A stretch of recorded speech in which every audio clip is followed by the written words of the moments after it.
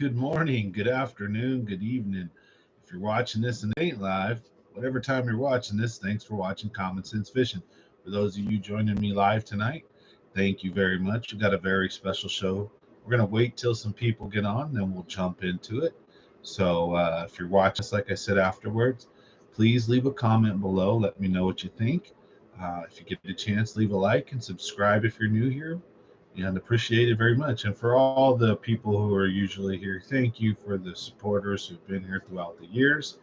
It's just been a real tough year this year with just work and all kinds of things going on. But I've been loving putting out these fishing videos, shorts, when I can, these live streams. So we're going to try to keep doing these. We're going to try to do them once a week. I think we're going to pick a day like Thursday, 7 o'clock. We're going to try to do that every week, make sure that I'm not missing them.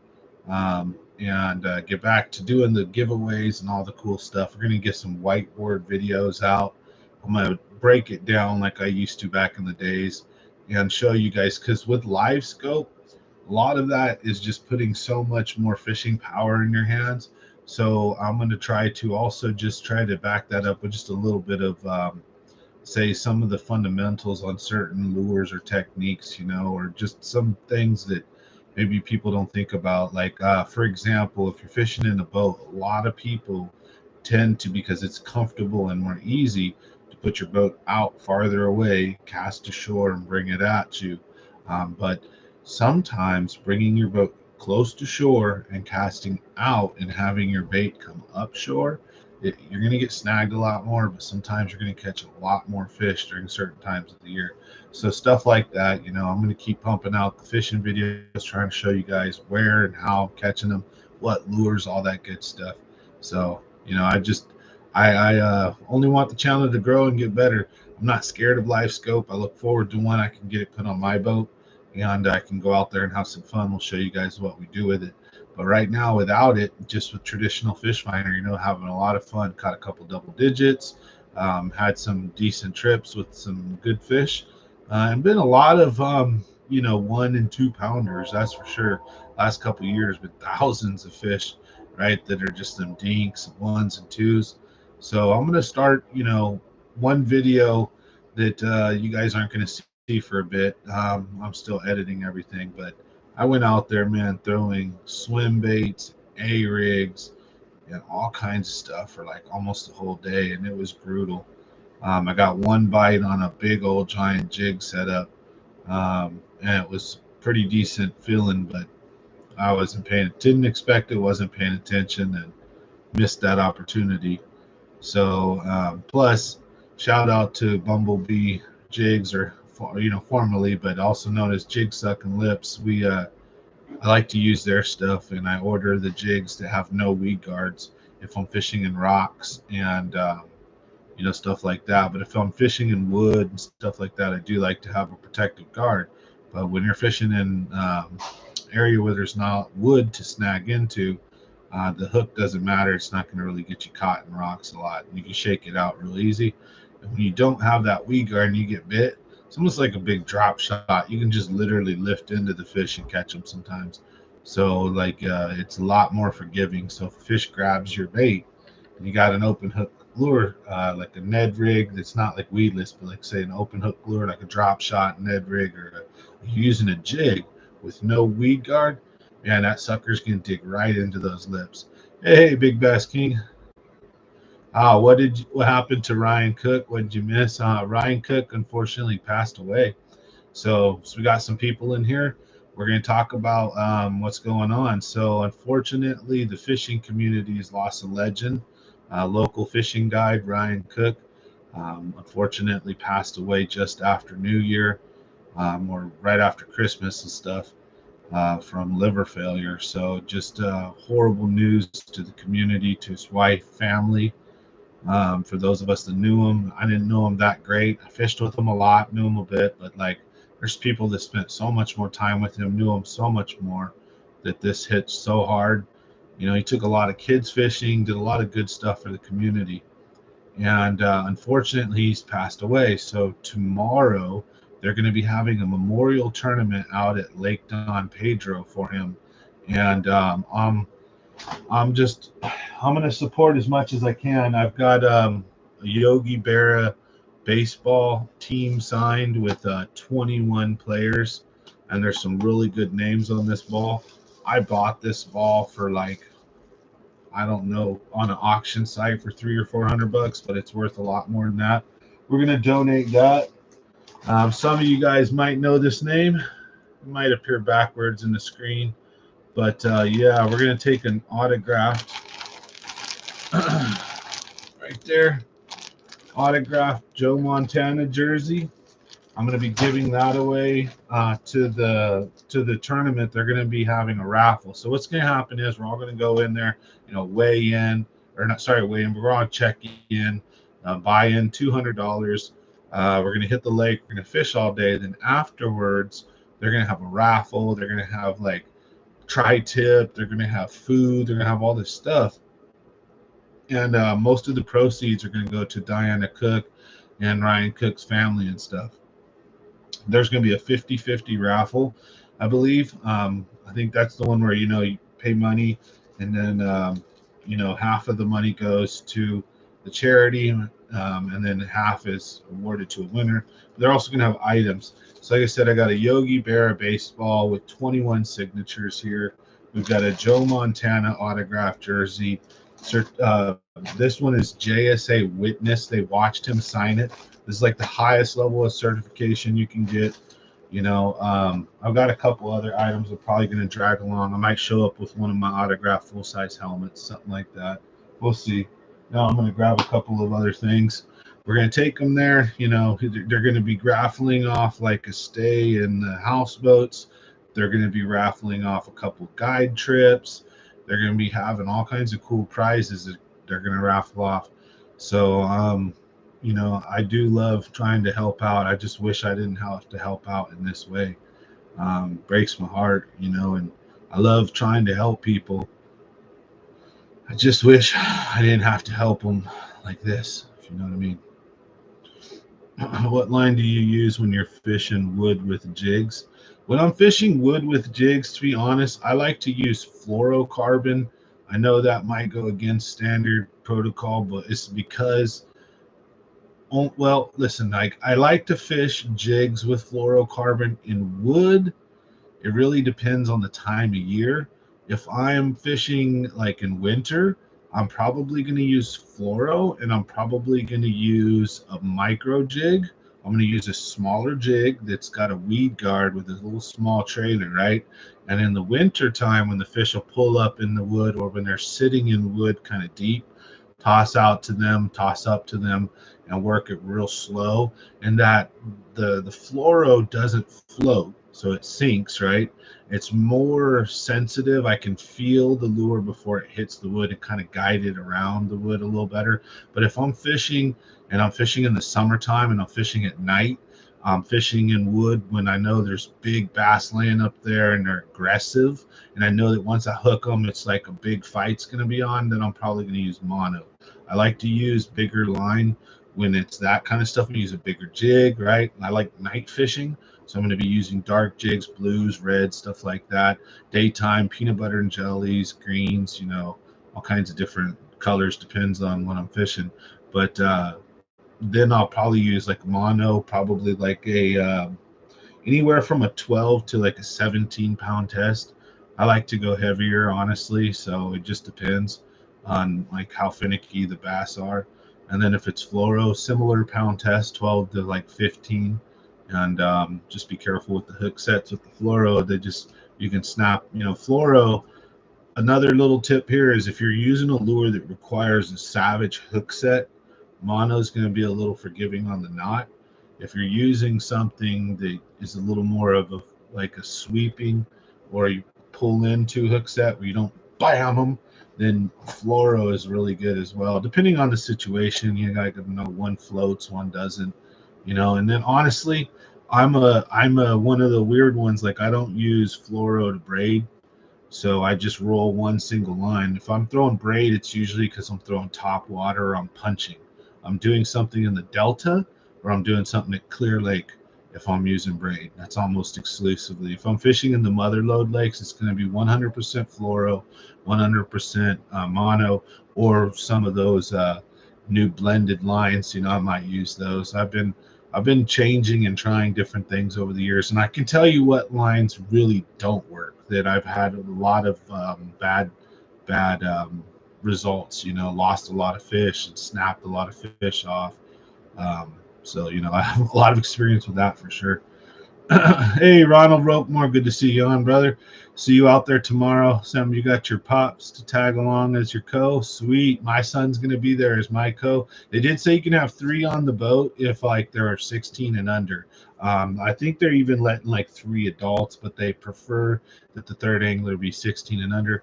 So it's gonna be me, fisherman, and my younger son, or my son Jonathan.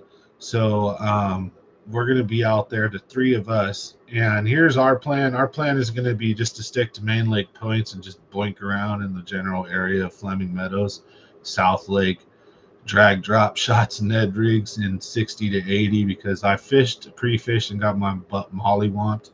And I found a lot of suspended bass, and I found that a lot of them were trout in certain areas, but then I found a lot of them were largemouth.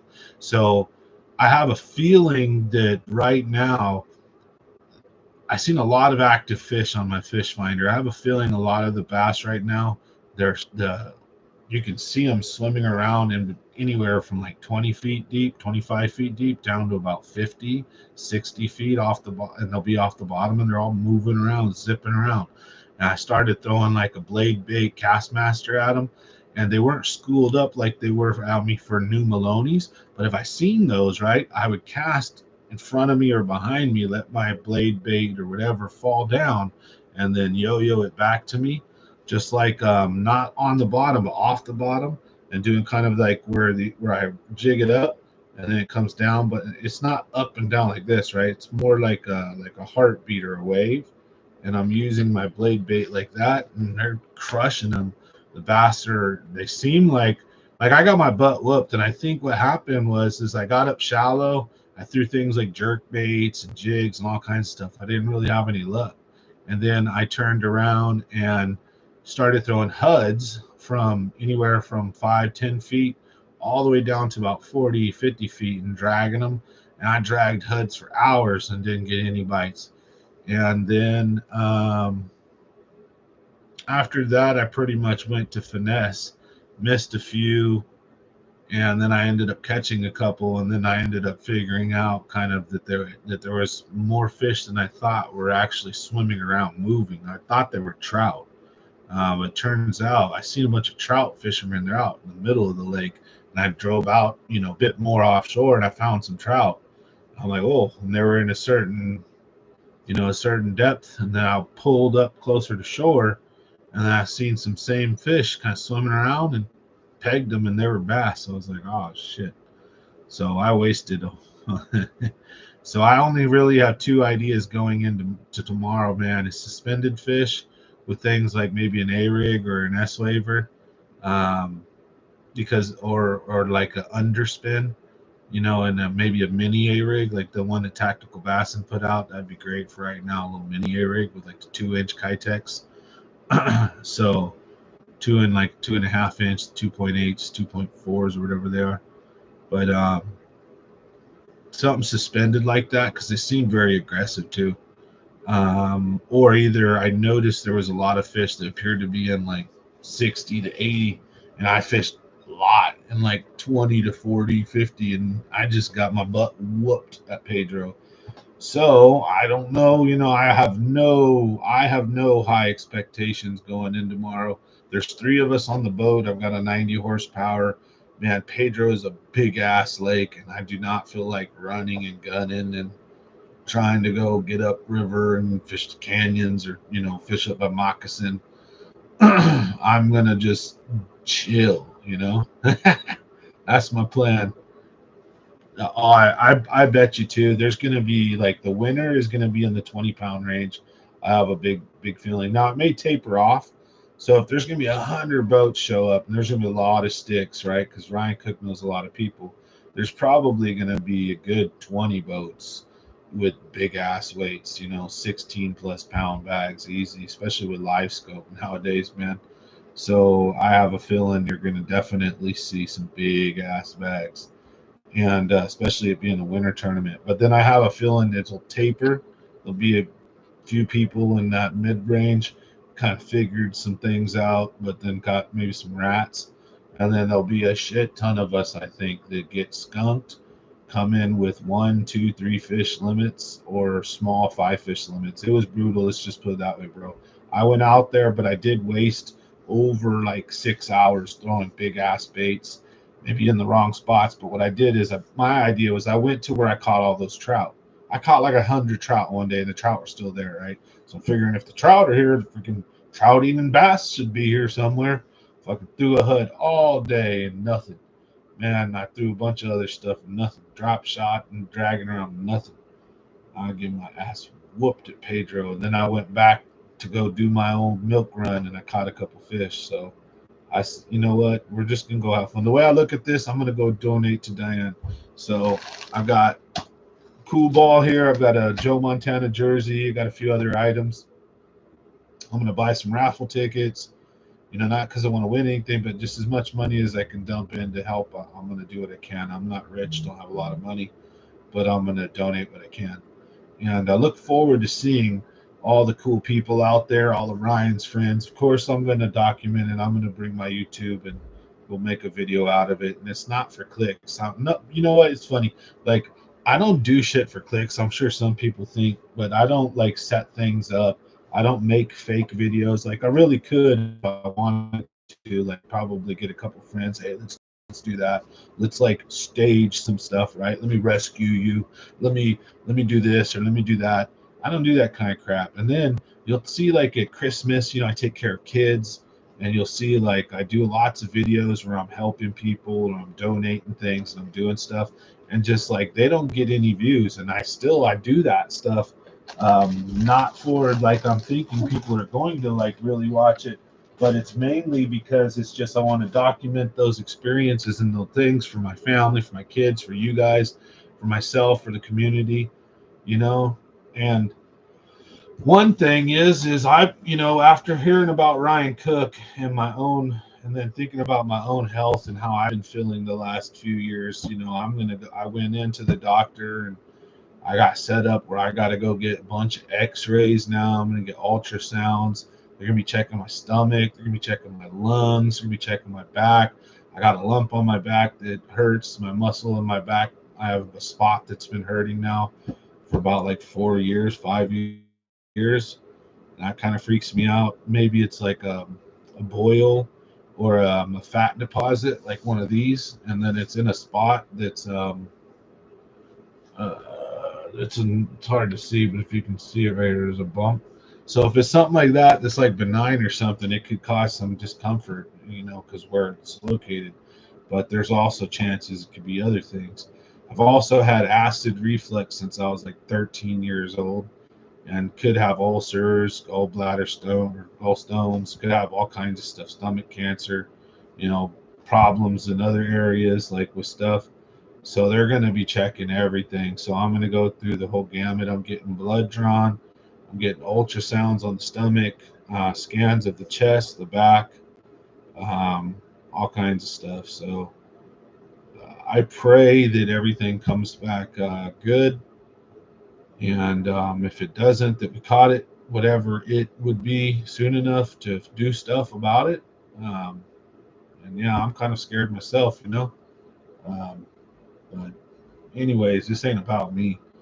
But when I seen that he passed away, it's just like, damn, we're not invincible. You know what I mean? It's starting to get old. So I was like, dude, I better go take care of myself. And then when I started talking to the doctor about like, how I've been my last 5, 10 years, I don't go to the doctor barely ever. He's like, dude, they're gonna take a bunch of tests, do a bunch of stuff. So it's got me all freaked out. So hopefully, pray for me, guys. Hopefully, it all comes out good. So yeah, colonoscopy, all that shit. Bleeding when you go to the bathroom for the last however many years, and all kinds of bad stuff that us men don't tell people about. So I'll make a video just to tell you guys, man, go get checked up, take care of yourself, man, because I'm praying that there's nothing wrong with me. And it's just a cautionary tale, like, okay, whew, good, okay, yeah, I'm glad I went and I got checked out, making some life changes, like how I still visit with my friendly Casper, every once in a while, the friendly ghost, but like that's more like medical, keep my stomach and my pain in check, because I also have scoliosis. I've been in a 120-mile-an-hour car crash, and I was underwater for a few minutes, so I'm pretty sure I'm going to have some kind of spinal damage and other issues when they do the x-rays, but I've never complained. I hate pain medicine. I won't take it. I don't stay away from it. I don't like pills, and I don't like the doctor anyways. But after that crash, I never got seen. So I've had scoliosis since I was born. But when I went through that 120-mile-an-hour crash, my neck and my back hasn't been the same since. But I just shut up and kind of tough through it. I do HVAC for a living. I climb through attics and under homes. So even if I did find something was wrong with me, it ain't gonna stop doing what I'm doing. I'm just gonna keep on being me. Just try to fix myself, I guess you would say, or take care of myself a little better. So hopefully, there's no bad things that happen, and this doesn't have to go further. But like, I'm just sharing my experience, so maybe it'll reach out to someone else. Because seeing what Ryan Cook went through did a little bit of a wake up call for me, and then maybe my posting this and telling people can wake other people up, or just his sharing his stuff too. So it's let's just put it this way, man, life's short, so enjoy it, live it, be positive, be happy. It's all about the memories too, right? Make memories so that when you're gone, people can remember you, and make memories so that while you're living, you can remember and enjoy all those good times, because when it comes time to the end, whether you live to be 90 or you pass at 20, 30, 40, whatever it is, that you can look back and say, hey, I did, I did a good life. I lived the best I can, and you don't have a bunch of regrets and stuff like that. And so far, I've been doing all right the last few years of trying to be a better man, but I got a lot I hope to live for and do in the future. I got a company, I got an HVAC business. I want to employ people. I want to share my knowledge. I want to get the trade. I want to develop these youth that are not getting into trades. They're not learning to work with their hands. They don't know how to fix nothing. The future's doomed if we can't push out more tradesmen, I honestly believe, because everybody's young nowadays wants to be somebody fancy and rich. They don't want to work hard.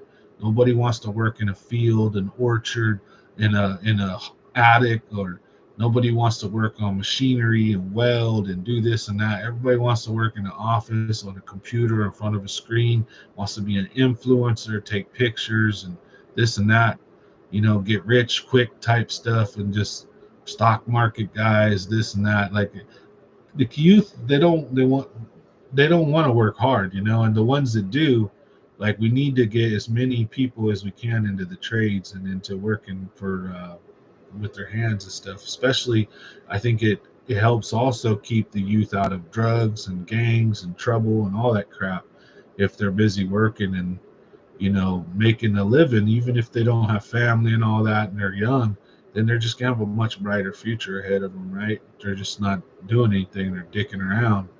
The saying, idle hands is a devil's playground. So I want to teach I want to build things. So I got dreams. We all got dreams, right? But that's why I just reach for them, man. And if you don't achieve them, you'll never know if you didn't reach, right? The worst she can say is no.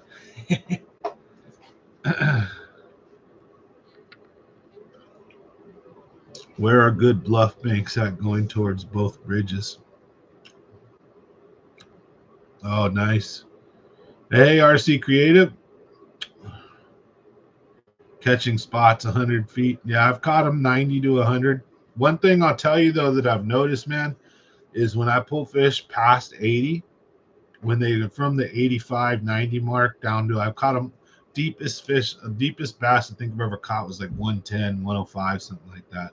And I don't honestly think the fish was down that deep. I think it followed the lure down like 90 down to it, picked it up off the bottom because it hit the bottom. I moved it a little bit, and then I felt it get a little tiny sponge weight. Got him. But 99% of the fish that I've ever caught past 80 are usually super rats. I'm talking 12 inches and smaller. I've noticed that I've caught almost a double digit, like an 8.5, almost 9 pounder out of like 45 feet or so. Um, and then I've caught a lot of fours and threes out of like 70 and 80. But when you push 80, it seems for me, I've just found only rats past that. It's weird. Yeah, big girls like to come shallow in the winter for sure. They're just hard to find. So like the trick is you need to, they'll set up on ambush points, stuff like that. But not only that, is fully believe that I was kind of doing the wrong techniques in the wrong places and the right techniques in the wrong places type thing. And I think I seen a lot of decent fish that I thought were probably trout because they weren't schooled up, but there were two or three at a time would come on my screen and they'd kind of swim by. Then it would be ghost town. And I'd drive around. I'd see a couple fish on this bottom, one or two here and there. They barely wanted to eat, right? They just wouldn't touch shit. But I was also using a drop shot, so not making bottom contact. That's another important thing. Is I think there are times I know there are. I'm actually a really good winter fisherman, but I've been knocked off my game from being off the boat the last year. But when you're winter fishing, sometimes if you're deep, there's really two different things you got to worry about. You can be on a school of 100 fish and throw a drop shot down there and not get a single bite. Like the fish just won't touch it. You go after fish after fish. Second, you toss a Ned rig down there, the fish seem to, they can all be a foot off the bottom on the bottom, but there are days when the fish must be keyed in on gobies, on the plecostomus, because those are bait fish that are on the bottom, or they're on crawdads or something, right? They're on something is on the bottom. And if that bait does not touch the bottom, they will not eat it. For example, if you've ever had a time when you're using a drop shot and you got a leader, let's say that's 8-10 inches, whatever you're using, and you're moving it around, you never get bit. The second you lower your tip though, and you let your worm almost or hit the bottom, then you notice you get bit. That's because you shouldn't be even using a drop shot then at that point. You should be using something like a Ned rig or a small jig, because the fish, and a lot of times there's like two categories that they want when it comes to finesse. And Victor's right. In the wintertime, the monsters, the trout eaters, they'll pull up shallow to eat trout, and then they'll pull back and they'll go deep. However, those same big trout eaters will also just sit and gorge. When you have a school of 1 million bait fish of shad that are like 2.5, 3 inches like this, those bass can get quite a bit of protein just by simply swimming around with their mouth open, damn near like a basin shark. They'll go down there and they'll feed. And I've seen big ass schools of bait that'll have one or two decent sized fish on them, but not like 20 or 30, like, we were catching them at New Maloney's all in the school. So those big fish that do eat the trout, you'll find that you'll catch a 5-6 pounder and it'll spit up those little bait, because what it'll do is those big monsters will go up and they'll eat the trout, and then they pull down to digest it, and they just kind of get lazy and sit there. And then between when they go up to eat their next trout, sometimes they'll sit there and they'll feed on anything that comes near it if it's close enough. That's why there are times when I've caught big ass fish in 40, 50 feet of water dragging a drop shot. Bass will have a big old swole belly. Like, there was no reason that fish needed to eat, but it was just opportunistic. You have to put the lure right in front of their face. Those fish won't move much for it. They're harder to catch when they're like that. You want to get those big mamas, Victor's right. You want to get up shallow. You want to use lures like a jig, dragged really slowly. You want to use something like an S-waver. You want to use Sneaky Pete's, stuff like that. The little mini S-wavers, or Daimiki rigs, little swim baits, little Kitex and underspins, because they'll suspend or they'll pull up and they'll sit shallow and they'll look up.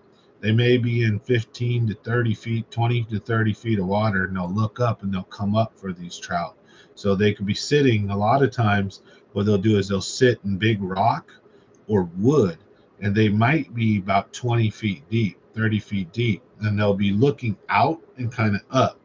And when the trout come by, they'll wait until that right moment and they'll come up and ambush them. So, especially if there's an injured trout. So, if you got a school of trout comes by and then there's a lagger, kind of looks injured, that's when that bass will come up. And that's also why I like that S waiver so deadly.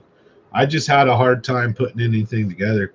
Plus, like me and Pedro, I'm kind of scared of that lake. It's a little big, dude. And so, like, I don't run a lot in that lake because of my boat. More so, I'm not necessarily scared of the lake as more as I am my boat, if that makes sense. Because I've had so much boat trouble over the years. I would hate to be stuck, 3/4 of the way up Pedro and then break down. So it's like I tend to usually just stick around Big Creek, Rogers, Jenkins Point, and go up to the Hatch Creek and then all South Lake. I don't usually fish Mid Bay and all that and up to Moccasin. I just don't. That's dumb, and I should. If I get a bigger and a better boat, for damn sure I will. My boat just is too slow. I don't like taking that much time. I'm such an addict for fishing. I just want to hit the water and fish. And dude, you see like Bijan catching 5-pounders down by Fleming. There's big ass bass everywhere. Just gotta figure out how to catch them. My main thing too is I really want to get forward facing sonar so I can compete. Because I think I'm gonna put it like this: forward facing sonar is like this. Let's put a tournament is this way, right? We're supposed to be a bunch of anglers that are out there testing our skill, right? So if you stripped all the electronics off a bass boat and you just had to go out there and use your intuition, right?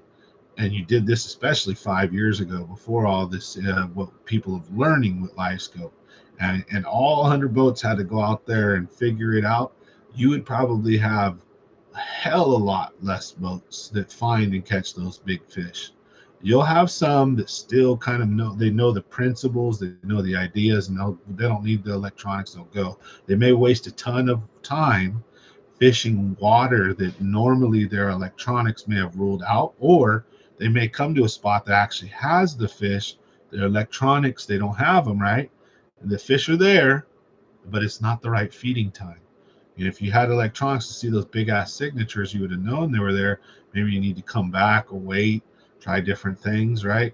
So, but if you're just fishing off of your skill, right? So if you wanted to test someone's skill, think of it like this, like a bunch of soldiers. So you line 100 people up and you have a tournament like Mortal Kombat, and they beat the shit out of each other, and the baddest soldier wins, right?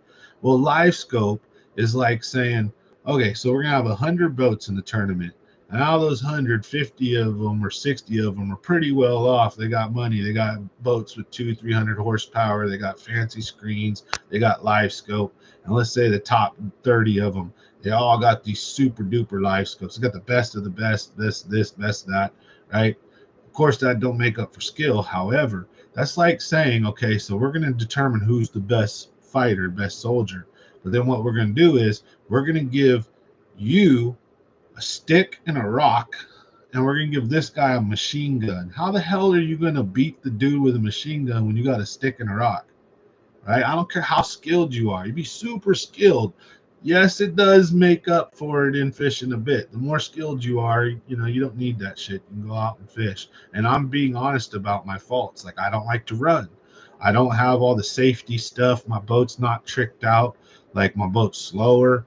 And then when the waves come, my boat doesn't handle those waves really good when I do hit up to 42, 45 miles an hour. And then guys smash past me and the waves hit me when I'm going 42 and they rock me sideways. I can get flipped out my boat or end up dying, right? And I'm the dumbass that's usually not wearing the live vest, don't have my kill switch in, right? Like, I'm just that fool out there. So even then, if I was doing everything, wearing all that crap, I just, don't have the money to burn to drive up and down the lake like that. And I don't have all that gear. So it's a little frustrating. You want to wonder why I don't fish tournaments as much. Is like, I love fishing. I want fishing to be fun. I do like tournaments. I do like being competitive. But when it's like when like half the field has live scope and you've got nothing. Like I don't even have a shitty fish finder on the front of my boat because my spot lock will tear up any damn transducer I put, and I got to find some engineered special rod or something that I can run a transducer on separately, and then I can put a fish finder on the front. So right now I'm stuck with a fish finder on the back of the boat only, right? So I have some like I can see, oh, there's some fish somewhere out right here in the back. Oh, I can see fish. It works. It's great. I love it. But I can't see up in front and the back. I can't look in forward of me. I can't see what's up shallow. I can't see activity. So knowing what's shallow, what's deep, knowing like, dude, it's like I said, if it's like if you wanted to see who's the best of the best, you can't like one guy have like machine guns and one guy have a bolt action rifle. You're going to get run over. So like that's why like having those, that's why I do understand too having the good rods and reels. It makes sense. I've always been a cheap ass. Go to Walmart, buy $60 combos, $100 combos from Bass Pro Shop. Hell, if I feel like being rich, big spender, I go buy like a $250 combo. Ooh, right? You know, and my wife has been the one that's had to forcefully buy me good stuff for Christmas. So it's like my own fault. So I'm not blaming anybody. I'm not saying it's bad on the community. I'm just saying it's a little depressing for me when like I got a family, I got all these kids, I got a business I'm trying to run. I don't have a ton of extra money, so I can't get all this stuff. But yeah, I do want to compete. I do want to have fun. So, you know, I'm limited in what I can do. And I don't want to turn around and throw a bunch of money away at a tournament like that I don't have very high chances of winning without the good gear, without the right. Hell, I don't even have good tackle. Most of my tackle, like the good stuff I do have, okay, I have some good crankbaits, some good jerk baits. You know, I have some river to sea stuff. But most of my tackle, bro, like terminal stuff, and I got some worms and stuff. But I don't have any high-end swim baits and high-end topwater this and high-end this and that.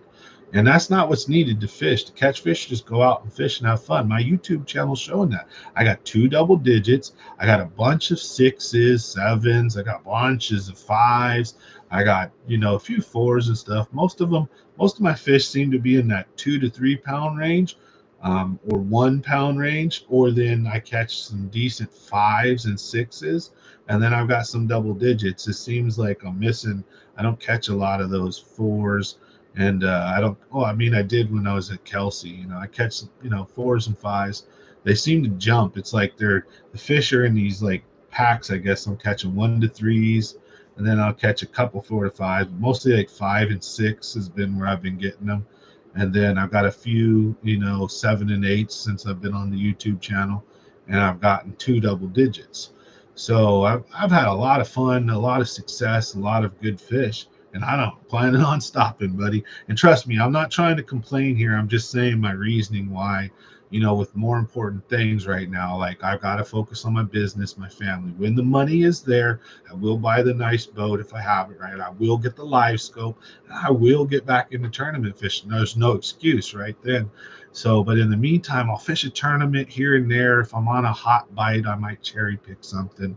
But man, I'm just gonna go out and have fun. I'll share with you guys. So you who do fish tournaments, you can at least see like, hey, he's putting together a 5 and 12 or 14 or 13 pound bag or whatever. Okay, cool. You can either know what not to do if I suck, or you can at least have some basics like where you can go off and say, okay, oh, he's got some fish here and there doing this and that. That way for, if you're struggling, trying to help. That's it. So that's why I give up my spots, my techniques, all that. I don't trying to hide stuff, blur stuff out. You guys know how we roll. Anyways, we're gonna have a giveaway tonight. So let me pull out that the whatever the wheel is. Let me see the wheel of names. I haven't had that thing out in a minute. It's been a minute. I apologize, folks, too. And I did have a giveaway back in the days too, like 2 of them that we had winners for, but I was never able to get my stuff out to them because summer came and it just destroyed me.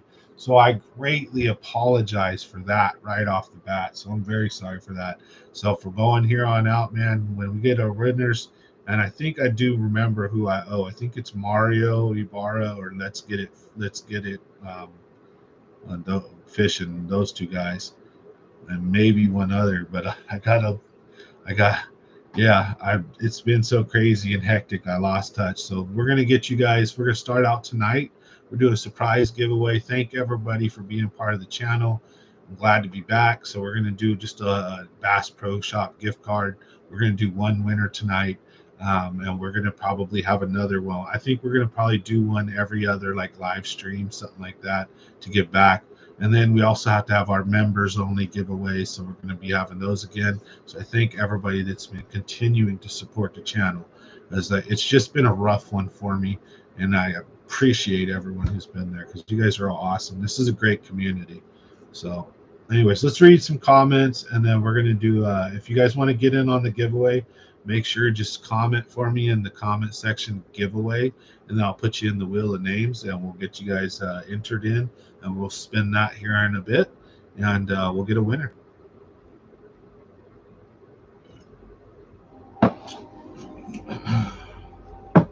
It's been a crazy one though, folks. Tell you what, worried about crazy stuff, business, family.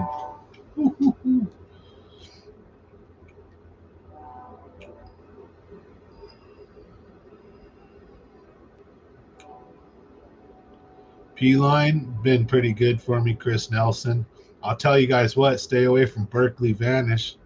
Oh, I'm sure you are, Victor. It seems like that's where the bite was at. Let's just tell you this: that the fish that I seen on my fish finder, that I realized too late what they were suspended, they were moving around, and they were in that same depth range that we were talking about in the same kind of locations. I'm just not going to run upriver or the canyons to try to find them. I'm going to try to look for the ones that are up south. Like if you guys know Bijong, or Bijong, if you're watching, shout out to you. He put a Facebook post out the other day. Dude's fishing from shore. So no matter what, where he was fishing, I know that area, as long as cast ain't getting out deeper than 40 or 50 feet. And I'm pretty sure he's catching them on jigs. So it's probably a big ass bass sitting in 20 something feet of water, probably, I would assume. That was a nice, like a 5 pounder, right? And this was just maybe like a couple days ago. He posted on Facebook. So, I mean, um, all right, we got Set the Hook. We'll put you in the giveaway. So I know there are definitely some fish and largemouths that are up shallow, and they're up in those areas of the South Lake. Like I don't have to run, you know what I mean? So, but that's probably where the winners are going to come from. Somewhere I'm guessing on like island tops, main lake points in mid bay to all the way to Moccasin, where there's water coming in, you know, a couple other areas. But I've got my own deal I'm going to try. So I got a couple things I'm going to do. I'm going to try throwing some. I'm going to try throwing some big baits for some big fish and some jigs up shallow. But I'm also going to be willing to throw Ned rigs and drop shots in like 80 to 70 feet, because like there's videos on my own channel that I go back and look at this exact time of year from me and a couple other guys like Bass Monkey and a couple other dudes that fish the mother lode, Tyler Frey, even some other stuff. You can see guys are catching them when they're not using those kind of lures, the big lures, or using certain lures, you know, and they're fishing upriver, they're fishing for the big monsters. They're going for 5 of the bigger fish, right? When you're going for those deeper ones, they were catching them. We've been catching them in like 60 to 80 feet deep. And I think one of my mistakes is I haven't made that transition yet this year to fishing that deep. So that's one thing I'm also going to be trying is just going to be bombing them into 80, 90 feet of water and pulling up from there and seeing when we run into fish on the bottom, because I'll bet you anything. I've seen a few on the fish finder. So I just haven't been that deep. We'll have to fizz those fish to keep them alive for sure. And that'll probably be how we get like a 10 or 12 pound bag. If we don't, you know, because the guys who get those 20 plus pound bags are going to at least have 1 or 2 4 or 5 pounders easy. And they'll be using the bigger baits or reactionary stuff or jigs and stuff like that. They'll be fishing shallower, 0 to 30, and they'll be covering water, probably hitting key locations. I don't have that boat to run like that. I don't have those electronics to fish like that. I'm gonna fish slow and old school and just have a good time, you know. And then when we're done, I'm gonna buy a bunch of food and fries and tri-tip sandwiches. I'm gonna buy a bunch of raffle tickets. I got a bunch of my stuff I'm gonna give to the donation when we get there. So if I win my own stuff, I'm giving it back, right? Obviously, I'll just say, hey, re-raffle it off. So we'll see. All right, so far we got Set the Hook in the giveaway. And I don't know, anybody else want to win? It looks like we got, what, 11 people in here? Can we get a couple more likes? So if you're in the channel, just comment giveaway. We'll put you in the wheel of names so that we can do a giveaway. We're going to do a giveaway for Bass Pro Shops gift card tonight.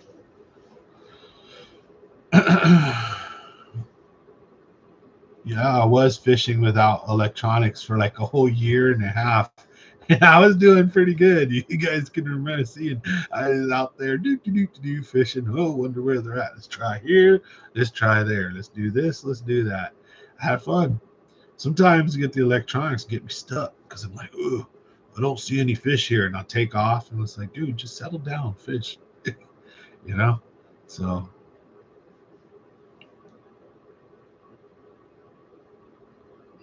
yeah, the Minn coated Tarova that I have. Oh, I hate that thing so bad. It snaps all my transducer cords. Oh, so I'm reading your guys' comments here. So, yeah, Mark Cordero, I was fishing without electronics for like almost 2 years, and before I was able to get that one in the back. Then we got tournament fishing is operating into it used to be fun, but now it is much money. Yeah, the newest pieces of equipment better just go out and have fun and not being pressured. I highly agree, but I do like the competition. I like the camaraderie, and I like a lot of the guys. And it's fun to go out and just waste a little money here and there. I just looking at it realistically. Like I'm not going to go fishing a big circuit, chasing angler of the year, trying to win checks or get sponsors or any of this good stuff because I have a family, I have a business. I can't ever be an actual pro, even if I were to become like the best fisherman ever. Like it's just not my dream.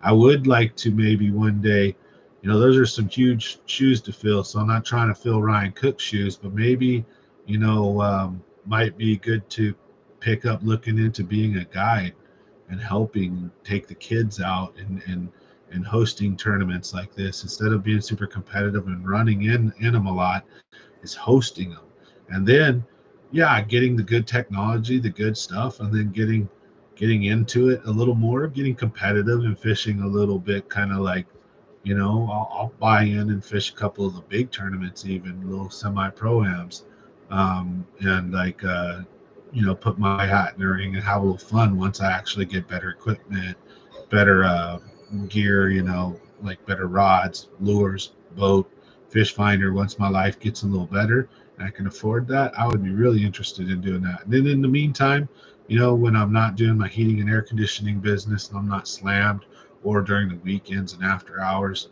it'd be cool to maybe pick up a license and do some stuff like on the weekends or something, or take some kids fishing. And then if I can hire people and get more people going on in my HVAC business, that might free up a little bit more time for me to actually start a second business. So never know, who knows? Future's up in the air, especially with what's going on with my health, right? Don't know if I'm going to even be here in a few years. I pray, I will ask that everybody say a prayer for me that when I go to get my scans and my x-rays and ultrasounds, everything will be fine. And I'm just being paranoid, and that would be nice. So we got Lisa Gonzalez. Let's get you in there.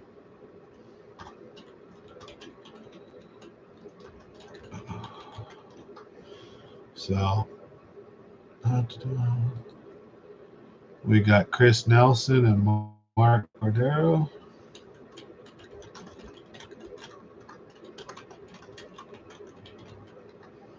And we got put me in, Coach RC. Good to see you on, RC. Long time. We got to meet up and fish one of these times again, brother. It was good fishing with you. I like fishing with all you guys. I've been fishing with Victor, been fishing with a lot of you guys. So if you ever want to go fishing with me and you're local, you're watching this after, you're watching this live, dude, I'm super friendly, easy going. Just reach out on Facebook or something, Sam Matthews, get a hold of me, and I'm glad to go out and have some fun. Like I said, I'm just glad to just get to share the love of fishing and get to if I can teach or share something like a technique or something someone else didn't know, great. And I'm always willing to pick one up too. Like if you know something I don't know, shoot, let me see. I like fishies. I want to catch fish too. I don't like getting skunked. I'll be all sad in the back. I want to catch fish. I don't want to just have to do what I'm doing. I'll do whatever you're doing you know. But the fishing community can be pretty tight-lipped too. I tell you what. But if they like you, they'll tell you one-on-one, but they ain't gonna tell you in front of everybody else. You know what I mean? And then people know that I'll blab in a sense, like I'll share, but I won't. If it's well, let's put it this way: if someone else gave me something that is really key in that moment, I'm not gonna share or say it. At least not in that moment. We'll share it and we'll say it later as in a general fishing tip or video like, hey, at this time of year try doing these things, not like, hey, go to this spot, throw this lure, yeah, right. I'm not going to do that unless I found them. If I found the fish, if I didn't watch some other video, if I didn't go with somebody and them put, if I'm just doodling around and I found this big ass school of fish or I found where some big ones are, I'm gonna tell the world, man, I'm sorry. I'm gonna let everyone know. Come get in on it, and then I'll bounce to the next spot and I'll find more. Because fish come and fish go, just like women, just like money. I'm telling you, you know. And there's a lot of pressure already as it is. Fishing's tough, and it's not, I'm not trying to make it any worse. I'm trying to make it more enjoyable too. That's why I also don't want to pound on one spot too hard and jack one lake up and give all the secrets away and just merculate a lake till there's no more fish to be caught barely and everybody's ran it through like some kind of $2 whore. Nah, I want to bounce around, show a good video at Maloney, show a good video at McClure, show one over here, one over there, so that I'm not focused heavy on one area, one lake, blowing it out, and just. And then I'm not some big wig, anyways. If it was like Milliken fishing or something, and I was out like hitting the honey holes and giving all the juice or something, I could see locals being super pissed at me. But I'm not like anywhere near like that, anyways. So I don't think I have to worry about that for a while. But you know, I respect the locals too, right? So that's why it's a fine line to walk doing the YouTube fishing channel, and then at the end of the day, you're not gonna make everybody happy. You gotta break some eggs to make an omelet. So I just try to be positive. Then maybe you get a little bit less poking in the eye. Yeah. But as those of you who have been with me long enough know, I can take a good ribbon and some BS, and I can be trolled and got some thick skin. I don't bruise that easy. So, anyways, all right. The pole deucer lets you isolate down image or forward facing sonar transducers from the draft. Yeah, I've seen that for sure. But then I've got to get something like that just for traditional regular fish finder. Because see, if I could go out right now and buy like a $600, $800, $500, decent fish finder, I'd put it up front, mount it, and be done, right? But now I've got to buy this pole deucer thing. I've got to buy some kind of special bracket or mount. Then I've got to get the fish finder, right? And that's just a basic one. That I would do. I have some money. I could do that, right? But can I spend 3 to 5 grand to put some fancy magic voodoo live scope up there right now? I don't got that right now. And then the point is, if I'm going to get it, I already know which ones I like, and I want a good, like, I don't want a half-ass live scope. Then I'm just, I'll deal with what I've been dealing with. No fish finder forever. Like Mark said, I've been fishing for years without a fish finder. So I'm happy to have the one in the back. I'm just trying to kind of vent and rant a little bit about like why I'm not in it just as much as hardcore as I normally would be. And then just like how the industry, a lot of people must feel this way. Because you get a lot of people that Like I own my own business. Summertime comes, there's months I might make 30, 50 grand a month, man, and be like the richest dude in the world, like richer than a doctor.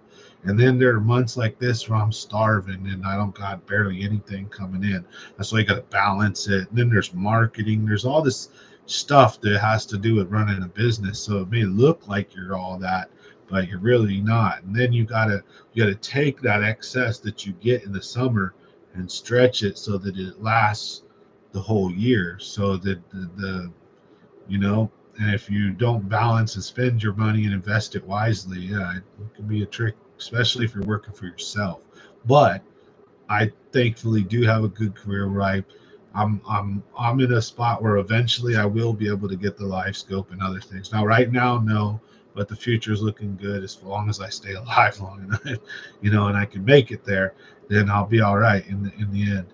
But as of this moment, and then I could look and I could see. Imagine all these people though that like, maybe their dream is to do fishing and this and that, and you know, they uh, they got a family, they got a normal 9 to 5. A lot of people, man, living paycheck to paycheck ain't gonna have no 3 to 5 grand to break on stuff like this. And I can see the industry; it's becoming almost like you got the live scope haters and the live scope lovers, like Andy or Randy Blaucat, all anti live scope and this and that. And then you got Milliken fishing and other guys showing, and they're whacking these monsters. The way I feel, man, I'm totally for technology. I'm not against the live scope stuff.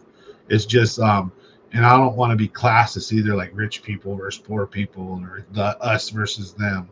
It can feel that way when like half of the, let's say, the field or the people in the tournament or the people out on the water can't afford that stuff, even though skill does make up for so much. Like if you are good at fishing, you don't need that as much as you think you do, right? You can go out and just fish and you'll have a great time sometimes. But it does get to a point where you all have a very similar skill level. Some a lot better than others, but I mean, and then that technology just pushes that advantage so far.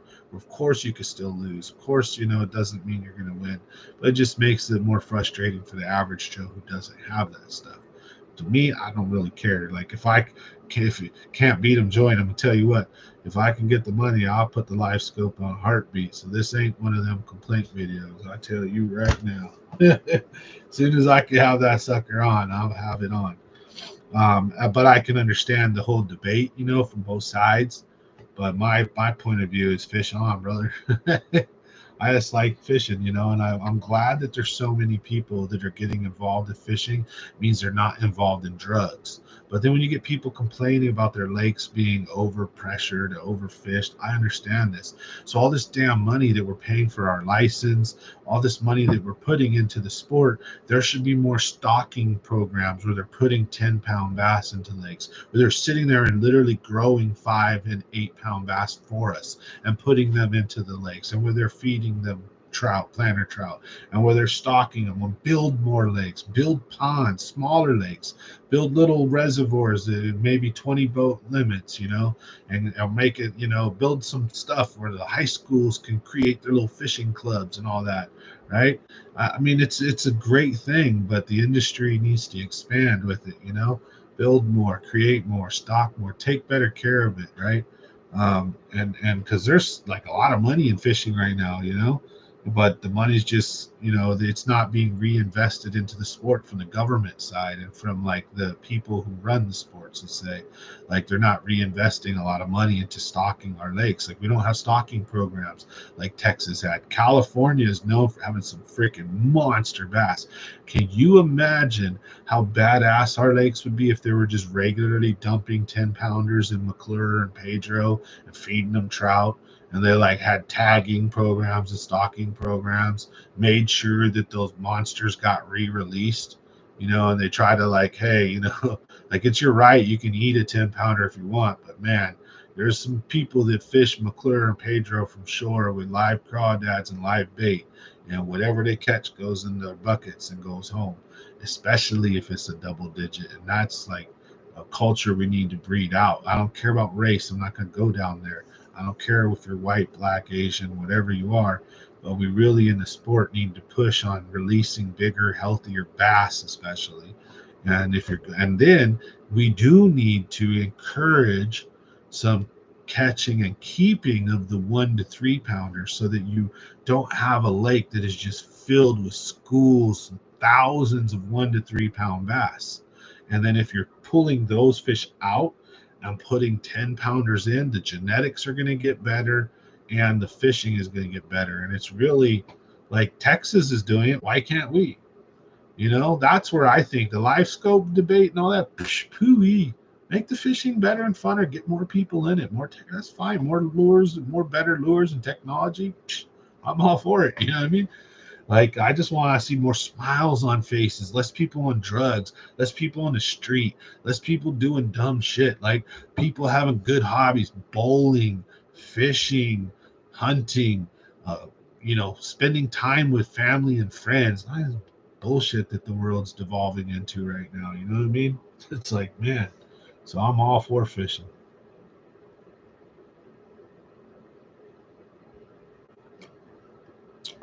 Yeah, the low end Garmin for sure.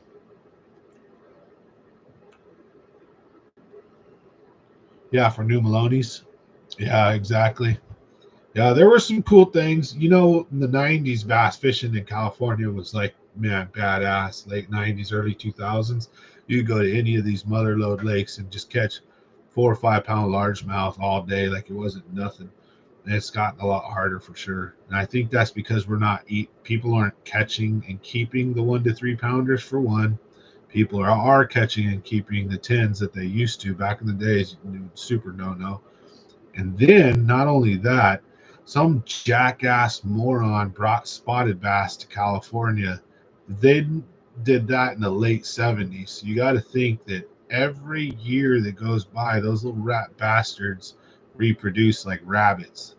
And then the lakes just get more and more infested with them like cockroaches. And so the bass just get kind of punked out of their habitat by these aggressive little monster spotted bass. They should have never been brought here, in my opinion. I mean, I like spots, they're aggressive, fun fight, and all that. But if our lakes were just filled with largemouth, they might be a little tougher, but they'd be a hell of a lot more funner. I guarantee you that.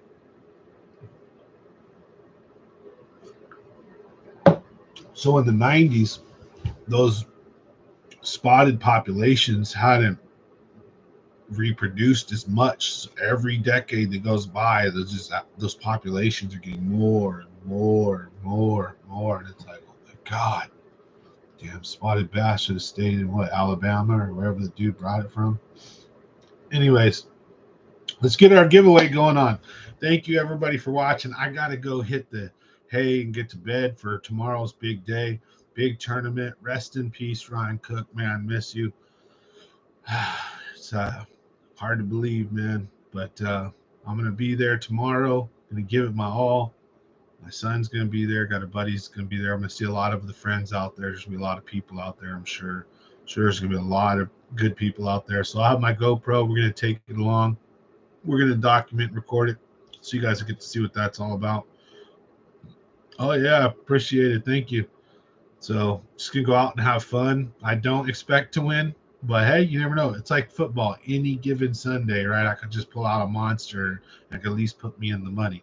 But the way I'm looking at it is whether I win first place, whether I win even 20th place, or I don't win at all, and I'm in dead last or the middle. If I win any money, I I guarantee I am giving it back to Diana Cook. I would hope. I'm not pushing, not pressuring, but any angler that goes, if you win, please see if you could find it in your heart. Take your money and donate it to back to Cook. I would hope and I wish that 100% of the proceeds would go to her. But I do understand that at least it's cool that some of it is getting paid out so that people can either win some of their gas money back, win a little money. That's a positive. That is a good. I understand that.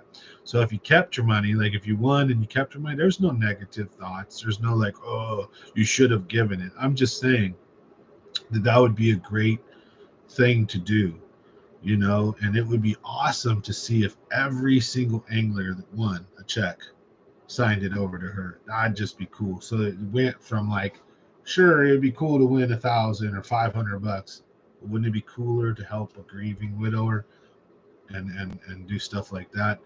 So good deeds go a long way, you know. So just saying, if you win, congratulations to anybody who does fish this. If you're watching this afterwards, congratulations. If you kept your money, that's great. No, you know. But if I win, that's what I plan on doing.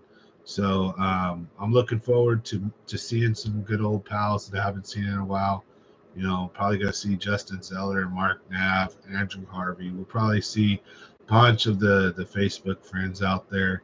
Some really good professional or semi-professional sticks will probably be there. A lot of the guys that watch my channel, you'll probably be there. So it'll be awesome to just see a good fishing community come together for somebody in their need, in their hour where they just really are hurting. And it's just going to be, I think, such a touching thing to see all these people come together for Ryan Cook. And I'm going to record it, you know, we'll put a video up, and so that, you know, everyone who can't be there can kind of see what it's going to be like. But thank you guys for watching. Let's get this giveaway. Oh, Ronald, just in time. Let's put Ronald Roquemore on there. So we're going to spin this wheel. So if you haven't uh, had a chance, please comment giveaway right now, and that'll get you entered. I'm going to put you in the wheel of names. We're going to do a spin right now live. I'll record it on my phone, and we'll give a gift card away. And if you win tonight, just reach out to me to Facebook, Samuel Matthews on Facebook. Send me a message. Get a hold of me however you can, and then we'll make sure I get you a Bass Pro Shop gift card. I've got one sitting around right here. So we've got one right here. We're going to go ahead and send to you. Okay. So thank you. You guys are awesome.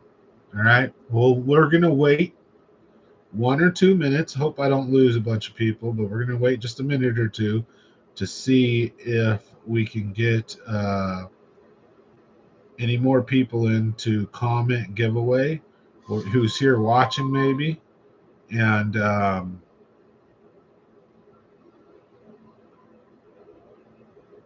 was reading something on Facebook. That way you guys don't miss out. So if you want to get in on the giveaway, comment giveaway, and we'll do it right now. Hey, I'll see you out there tomorrow. Thanks for watching, Vic. It's always a pleasure to have you in the audience, brother, and to fish with you. And again, just to be a good friend to you, man. I appreciate you, your dad, and thank you for your support. And it's been fun, man. So we'll see you tomorrow. And again, if you guys could say a prayer for me, I'm going in on the 19th to get my scans. So that'll be next Friday, I believe. So I just hope everything comes out good. All right. We're going to go ahead and record this, folks. We're going to do the giveaway. Yeah, I'll give you guys like a couple more seconds. If you want to get in on the giveaway, please comment giveaway now in the comment section, or forever hold your peace. I appreciate it, my guy. All right, so we're going to record this. We're going to do the giveaway. Speak now or forever hold your peace. And thanks for watching, folks. Let's get this going. I'm going to check in one last time. All right, well, we're good. So we've got Set the Hook, Alita Gonzalez, Chris Nelson, Mark Cardero, RC Creative, and Ronald Roquemore. If you didn't hear your name and you want to get in the giveaway, please in the comment section type in giveaway, and I will go ahead and put your name in, and we're going to do the spin right now. I've repeated myself like 14 times. All right, we're ready. Here we go. Let me record. There we are. Click to spin.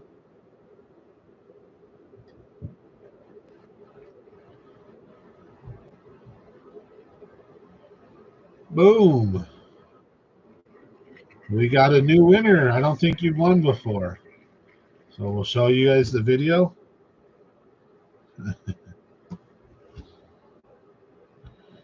All right. You ready? See if we can get this in. There you go.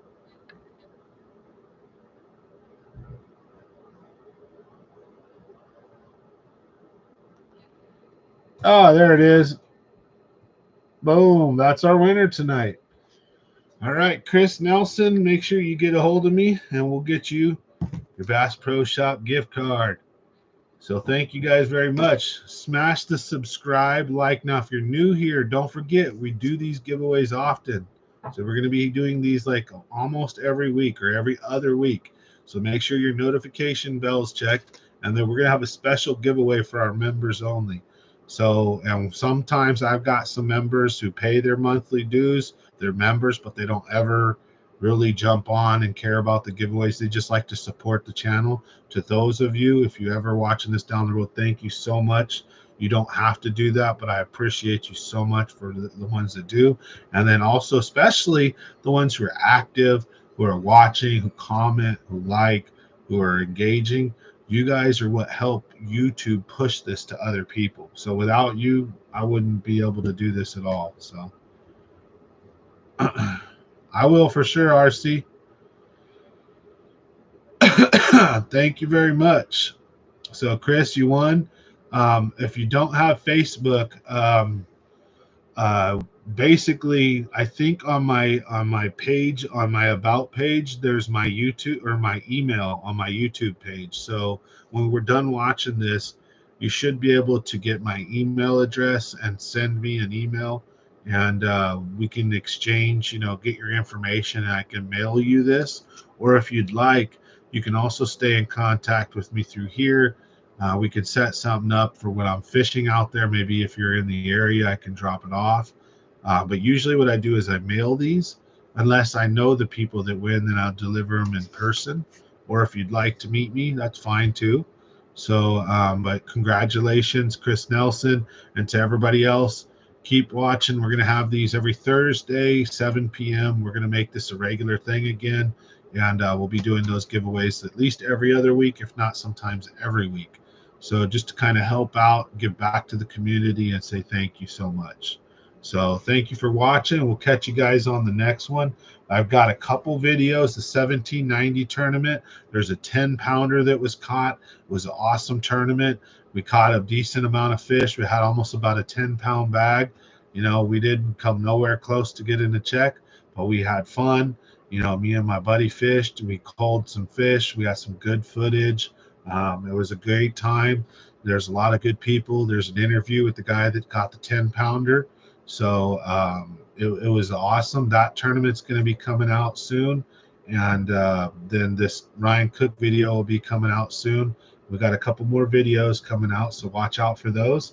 And then don't forget, next Thursday, we're going to have another live stream. So we'll see you then. All right, Mr. Green Jeans, you have a good one. Thanks for watching, my guy. I appreciate everybody, each and every one of you. Thanks again.